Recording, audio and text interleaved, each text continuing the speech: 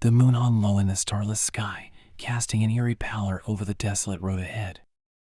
A dense shroud of mist crept along the asphalt, clutching at the edges like ghostly fingers. Mark had always heard stories about the dangers of driving late at night, but he had never believed them. As Mark's car sliced through the inky darkness, the only sounds were the rhythmic hum of the engine and the soft patter of raindrops on the windshield. His tired eyes fought to stay open, the road blurring and melding into a surreal dreamscape. He was driving through a corridor of shadows, an isolated world untouched by time. Suddenly, his headlights illuminated a figure standing in the road. A hitchhiker, their silhouette a mere dark outline against the mist. Mark's heart quickened, torn between the instinct to help and the foreboding sense of unease that had been gnawing at him since he began this journey. Compelled by a mixture of empathy and curiosity, Mark slowed his car and pulled over. The stranger's face remained hidden beneath the hood, but Mark could sense their gaze penetrating through him. "Need a lift?" he asked, trying to keep his voice steady. The figure nodded slowly and climbed into the back seat without a word. The car's interior seemed to grow colder, the air thick with an unnatural chill. Mark shifted uncomfortably in his seat as he resumed driving, stealing glances at the rearview mirror, but catching only glimpses of darkness. As miles passed, Mark attempted to strike up a conversation, desperate to break the oppressive silence. "So, where are you headed?" he asked, his voice cracking slightly. No response. The hitchhiker's silence hung in the air like a heavy fog, stifling Mark's attempts at conversation. He found himself stealing increasingly frequent glances at the rearview mirror, his unease transforming into something akin to dread. Then, without warning, the stranger's hood tilted a bit back, revealing a face frozen in a twisted expression of pain and sorrow. The eyes were hollow pits of darkness, and a thin smile stretched across the face, sending shivers down Mark's spine. Panicking, Mark's grip on the steering wheel tightened as he swerved the car erratically. The road ahead seemed to stretch and warp, the surroundings becoming surreal and distorted. Trees turned into twisted shapes, their branches reaching out like skeletal fingers, and the road seemed to extend infinitely into the abyss. The hitchhiker's voice finally broke the silence, a low, whispering cadence that wormed its way into Mark's mind. "You shouldn't have picked me up, Mark," it hissed, each syllable a shard of icy fear. Mark's heart raced as his surroundings continued to twist and warp.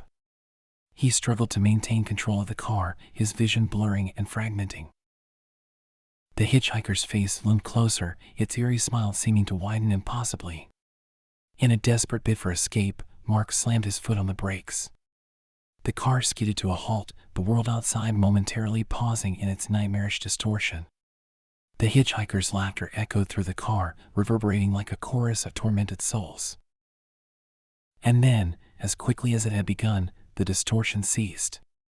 The mist lifted, the road returned to normal, and the hitchhiker's seat was empty. Mark sat alone in his car, panting and disoriented, the memory of the encounter fading like a nightmare upon waking. He revved the engine and sped away, haunted by the chilling laughter that still echoed in his ears. The stories he had once dismissed now seemed all too real, and he knew he would never be the same again. From that night on, Mark avoided driving late, haunted by the twisted face of the hitchhiker and the otherworldly horrors that had invaded his reality. And every time he glanced at his rearview mirror, he couldn't help but wonder if the darkness was still lurking, waiting for its next unsuspecting victim on a desolate road in the dead of night. Second story. A lone highway in the middle of the sand dunes stretched like a ribbon of asphalt through the vast expanse. Beyond the road, the land seemed to stretch on forever, a desolate and unforgiving landscape where nothing but sand and sagebrush dared to grow.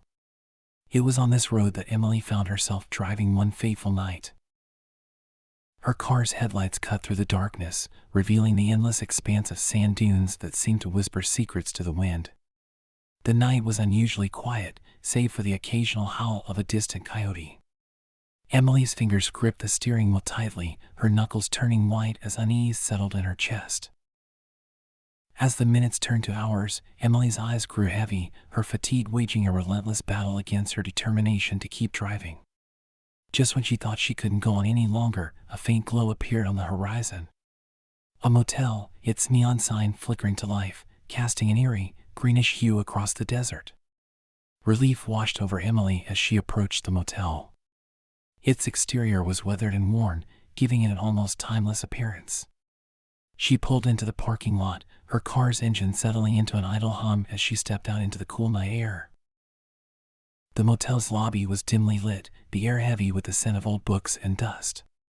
An elderly man stood behind the counter, his eyes barely visible beneath bushy gray eyebrows.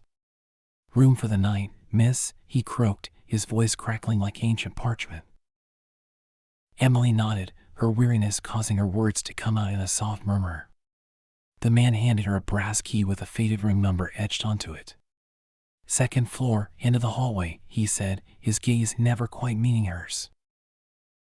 As Emily climbed the creaking stairs, an unsettling feeling gnawed at her. The hallways seemed to stretch on indefinitely, the dim lights flickering overhead, casting elongated shadows that danced along the walls.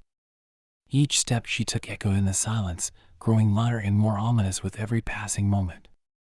When she finally reached her room, Emily hesitated before inserting the key. She took a deep breath, the weight of the desert night pressing down on her shoulders. With a trembling hand, she turned the key and pushed the door open. The room was surprisingly well preserved, its decor frozen in time. The furniture was a mix of vintage and outdated, and the air held a stagnant quality that made Emily's skin crawl. She switched on the bedside lamp, casting a warm glow that pushed back the encroaching darkness. Hours passed, but Emily found herself unable to sleep. Every time she closed her eyes, strange whispers seemed to echo from the walls, carrying words she couldn't quite decipher. Disoriented and restless, she decided to explore the motel's surroundings. As she ventured outside, the desert landscape seemed to shift around her. The sand dunes seemed to morph and twist, the motel appearing both closer and farther away with each step. Panic set in as Emily realized she had lost her way, and the distant glow of the motel became an unreachable mirage. Desperation gave way to exhaustion, and Emily stumbled to the ground, the sand cool against her skin. Just when she thought she was lost forever, the motel's neon sign appeared once more, casting its eerie light over the sand. Emily crawled toward it, her strength waning, until she collapsed at the doorstep.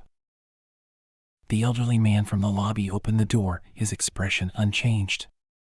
"You're lucky you found your way back," he said, his tone devoid of emotion. Emily's voice quivered as she asked, "What is this place?" The man's eyes flickered with a hint of sadness. "A place for those who find themselves lost, both in the desert and in life. A place where time stands still and reality blurs." With a heavy heart, Emily realized the truth. She had stumbled upon a realm caught between dimensions, a vanishing motel that offered refuge to the lost souls of the desert. She knew she couldn't stay, that this place would forever be a prison for those who dared to seek its shelter. As Emily got back into her car and drove away from the motel, the neon sign flickered and faded into the distance. She glanced in her rearview mirror, watching as the desert landscape swallowed the motel whole, erasing it from existence as if it had never been. Haunted by the memories of that night, Emily continued her journey through the desert, forever changed by the encounter with the vanishing motel and the unsettling secrets it held within its walls. If you enjoyed these stories, please give a like and subscribe for more haunting stories. And remember, you never know what might be standing behind you watching your every move.